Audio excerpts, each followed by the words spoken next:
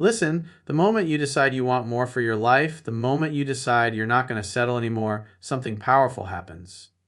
You start moving forward. You start raising your standards. You start demanding more of yourself. And here's the part most people don't talk about. When you do that, not everybody is going to come with you. Some of the people you thought would always be there won't be. Some of the people you thought would cheer you on won't clap. In fact, they might even resent you.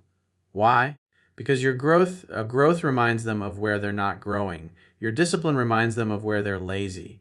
Your courage reminds them of where they've settled. See, when you decide to prosper, when you decide to step into the next level of your life, you shine a light, and that light exposes everybody else. And the truth is, some people don't want to see the light. They'd rather stay in the dark. Now, here's the mistake a lot of people make.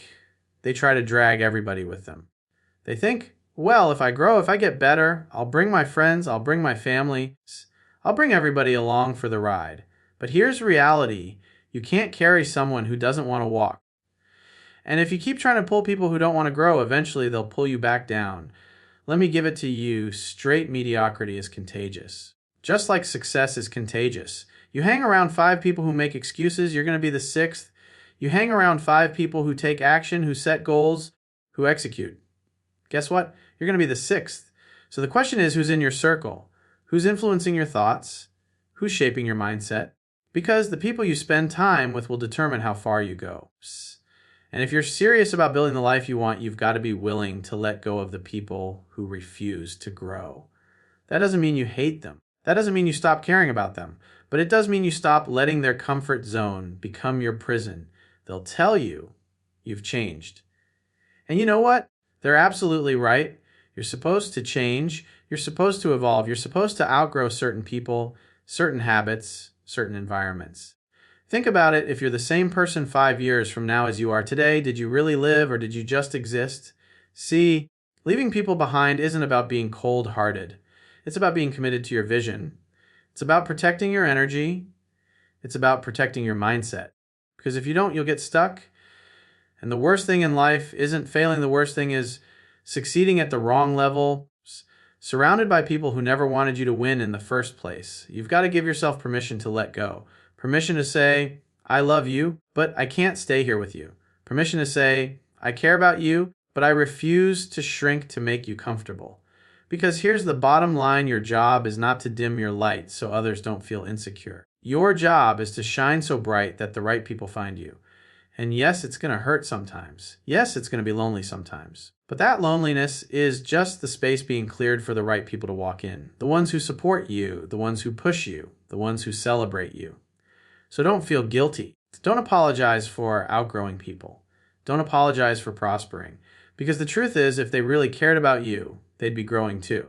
And the final thought I'll leave you with is this: as you rise, your circle will change. Some people will fall away, but the right ones, the ones who are aligned with your vision, your values, your future, they'll come.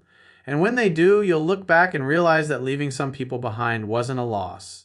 It was the price of becoming who you were meant to be when you decide to grow, when you finally say to yourself, I'm done settling, I want more, I deserve more.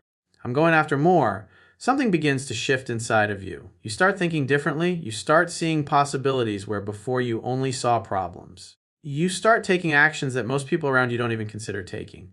And that shift, that change in energy, in mindset, in behavior, it doesn't go unnoticed. The people around you, the ones who are used to you being at their level, they feel it. They notice the difference, and for some of them, it's inspiring. But for others, it's intimidating. See, when you grow, you don't just change yourself, you change the mirror you hold up to the world. And that mirror forces everyone else to look at themselves, maybe for the first time in a long time.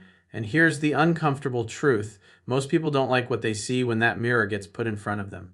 Think about it. Let's say you decide to get your health in order. You start working out consistently, eating better, taking care of yourself. At first, your friends might cheer you on.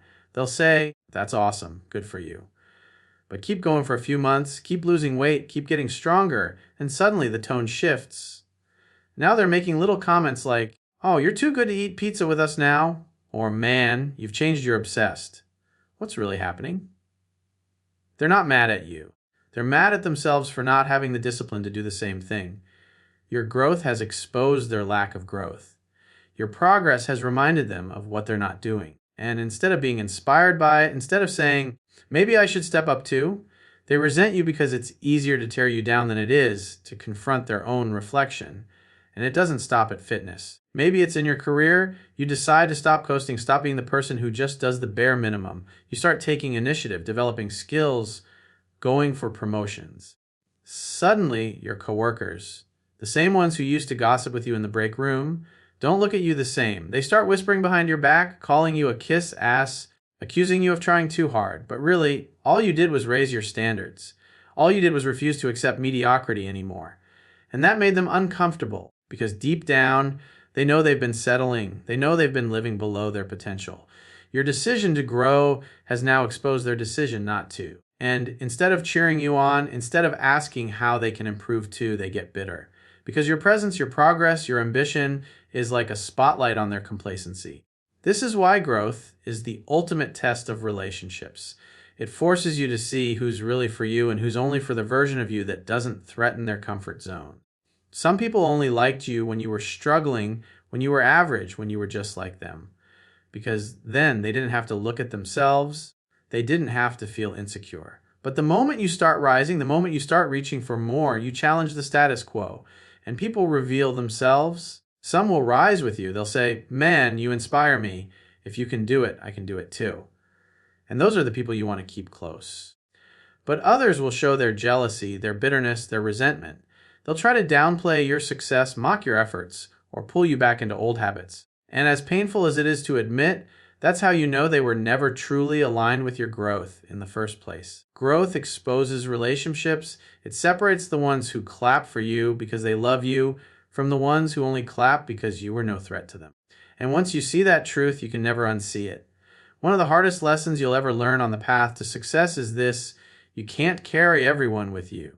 As much as you love certain people, as much as you care about them, as much as you want to see them win, you can't do the work for them. You can't force someone to want more for their life. You can't make someone choose growth if they're addicted to comfort. And the truth is, the more you try to drag people who don't want to move, the more they'll weigh you down. It's like trying to climb a mountain with someone clinging to your back, refusing to use their own legs. At first, you might think you're helping them. You might think you're showing loyalty, proving how much you care. But after a while, you realize that all you're doing is exhausting yourself. All you're doing is slowing down your own progress. And the worst part, most of the time, the people you're trying to carry don't even appreciate it. They resent you for reminding them of their weakness, and they end up pulling you down, not lifting you up. Let me paint the picture. Imagine you're chasing a dream. Maybe you want to start a business. Maybe you want to get your finances right. Lips. Maybe you want to create a better future for yourself and your family. You're grinding, you're putting in the hours, you're reading, you're learning, you're networking. Meanwhile, your old friends are stuck in the same routine. They're still going out every weekend, blowing money they don't have, complaining about how life isn't fair, and making excuses for why they're not further ahead. At first, you try to bring them along. You invite them to seminars. You send them books. You share videos that inspired you. And how do they respond? They laugh it off. They say, man, that stuff doesn't work. Or they make a joke. You're acting different. You think you're better than us now. And no matter how much you try to motivate them, they stay the same. And here's the kicker. The more you try to pull them up, the more resistance you get. It's like they'd rather see you fail so they don't have to confront the fact that they're not even trying. That's when you realize you can't carry them. If they don't want it for themselves, nothing you say or do will make a difference. This is why loyalty, as most people understand it, can become a trap. People think loyalty means you never leave anyone behind. But real loyalty is first and foremost to yourself, to your vision, your growth, your purpose. If you betray that in order to stay loyal to people who refuse to grow, you're not being loyal, you're being self-destructive. Because you can't water someone else's garden if your own well is running dry. You can't pour into others if you're empty. And you can't drag dead weight up the mountain and expect to reach the top. At some point, you've got to look at the people around you and ask ye, who are they adding to my life? Or are they draining me? Are they helping me climb or are they pulling me down? That's not being harsh, that's being honest. Because the truth is, some people don't want you to climb. They'd rather you stay stuck at the bottom with them, where it's safe, where there's no challenge, where they don't have to face their own limitations. And if you let that false idea of loyalty keep you there, you'll look back years later and realize you sacrificed your future for people who never wanted to grow in the first place. So you've got to make a choice. Do you keep trying to carry people who refuse to move, or do you release them and keep climbing? And yes, it's painful. Yes, it feels like you're abandoning them. But what you've got to understand is this: sometimes the best thing you can do for others is not to carry them, but to inspire them by climbing higher yourself. Sometimes the only way they'll ever wake up is by seeing you rise, by watching you do the very thing they said couldn't be done. And even then, some of them still won't change. And that's okay. That's their journey, not yours. Your responsibility is not to drag people to the top. Your responsibility is to become the best version of yourselves. Because the higher you climb, the clearer your perspective becomes, and the more equipped you are to help those who actually want to be helped. But none of that is possible if you waste all your energy trying to carry those who refuse to take even the first step. The truth is, who you spend your time with is shaping you whether you realize it or not. Your environment is like the soil and you're the seed. If the soil is dry, toxic, and full of weeds, you can't expect to grow into your full potential. But if the soil is rich, nourishing, and full of sunlight, you flourish without even trying. So most people underestimate just how powerful their environment really is. They think they can rise above it. They think they're strong enough to resist the influence of the people around them. But here's the reality. You are the average of the people you spend the most time with. Their habits, their mindset, their values, their daily choices, all of it rubs off on you even when you don't notice. If you're around people who complain all the time, eventually you'll start complaining. If you're around people who dream small, you'll start shrinking your own dreams. On the flip side, if you're surrounded by winners, if you're surrounded by people who are constantly improving, constantly learning, constantly striving for more, it's impossible not to get pulled upward. Your environment shapes your destiny, for better or for worse. Think about it like this: if you hang out with 5 broke, lazy, unmotivated people, you'll become the 6th. Not because you consciously choose it, but because energy is contagious. The way they think, the way they talk, the way they behave seeps into your subconscious. They'll normalize mediocrity. They'll normalize excuses. They'll normalize quitting on themselves. And before you know it, you're doing the same thing without even realizing it. So now flip it around. Imagine spending your days around 5 people who are disciplined, driven, and committed to their vision. They're reading books, going to the gym, building businesses, working on their goals. How do you think that affects you? It forces you to level up. You can't stay lazy when everyone around you is grinding. You can't stay small-minded when everyone around you is dreaming big. Their energy forces you to stretch. Their habits rub off on you. That's the power of environments. It doesn't just reflect where you are, it directs where you're going. And this is where most people get stuck. They want to change their life, but they refuse to change their environment. They say things like, well, these are my childhood friends. I've known them forever. I can't just stop hanging out with them. But here's the problem: those same friends are the ones holding them back. Those same friends are the ones convincing them to skip the gym, to blow their paycheck, to waste another weekend drinking and doing nothing. And it's not because they're bad people. It's because they're stuck in their own cycles. But if you don't break away from that cycle, you'll get stuck right along with them. You can't plant yourself in toxic soil and expect to produce healthy fruit. You can't surround yourself with people who don't believe in themselves and expect to keep believing in yourself. It doesn't work that way. The environment will always win. And until you have the courage to change yours, you'll keep wondering why nothing in your life changes. This is why successful people are intentional about their circle.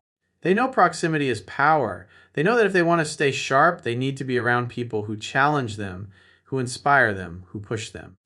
And it doesn't always have to be in person. Your environment is also the books you read, the podcasts you listen to, the videos you watch, the conversations you feed your mind with. If you can't find mentors in your immediate circle, you can create a virtual environment that pushes you forward. But you've got to make that choice. Because if you don't, the environment you're in right now will keep shaping you into who you've always been. And if those people, those places, those habits don't match the person you want to become, then you've got to make a decision. Do you stay planted where you are, knowing it's keeping you small? Or do you uproot yourself, change your environment, and give yourself a chance to grow into the person you were meant to be? That choice will determine everything. Because at the end of the day, your environment is not just shaping your present, it's shaping your destiny. Letting go is one of the hardest things you'll ever do, but it's also one of the most powerful. Most people stay stuck not because they don't know what to do, but because they refuse to release what no longer serves them.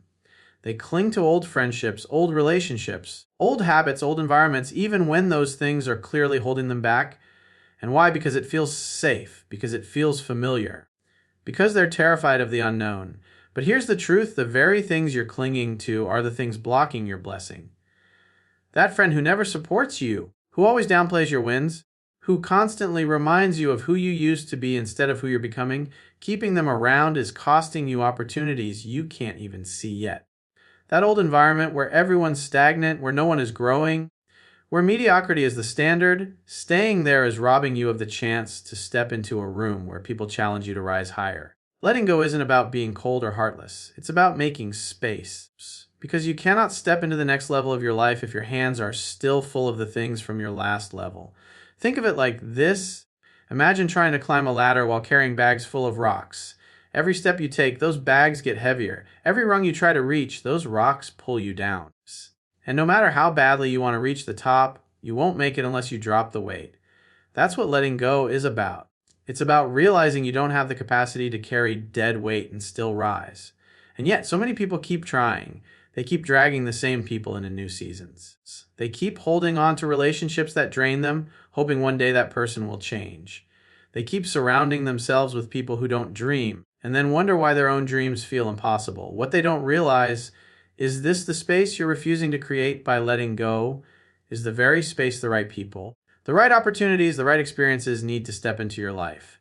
If your hands are full of rocks, how can you receive gold? If your mind is full of negativity, how can you receive new ideas? If your circle is full of people who don't believe in you, how can the ones who do ever find you? And here's the thing: letting go doesn't just apply to people. Sometimes it's habits you've outgrown. Sometimes it's environments that no longer challenge you. Sometimes it's even versions of yourself that you've been clinging to because they feel comfortable. You might have to let go of the old you.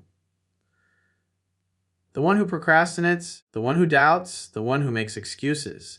Because if you don't, that old version of you will sabotage the new one you're trying to create. And letting go isn't easy. It hurts. It feels like loss. But what if it's not loss at all? What if it's actually preparation?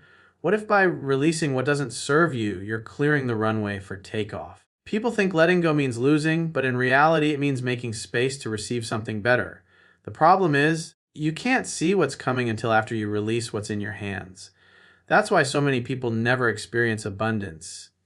They're too busy clutching scarcity. They're too busy holding on to what's good enough instead of creating space for what's truly great. So the question is, what are you still holding on to that you know deep down you need to release?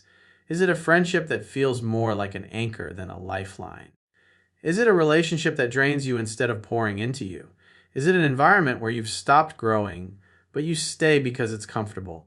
Or maybe it's an old identity, the version of you that your friends, your family, or your coworkers are comfortable with, but that no longer represents who you really are. Whatever it is, you got to be brutally honest with yourself.